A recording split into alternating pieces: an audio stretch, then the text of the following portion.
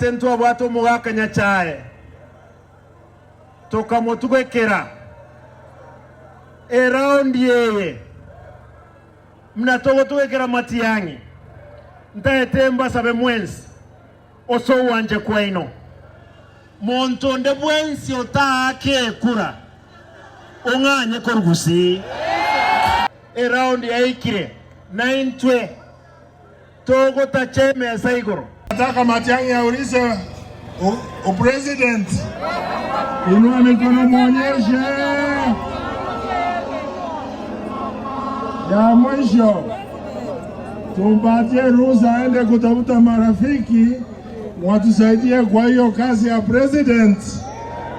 Kama mmekubali inua mikono.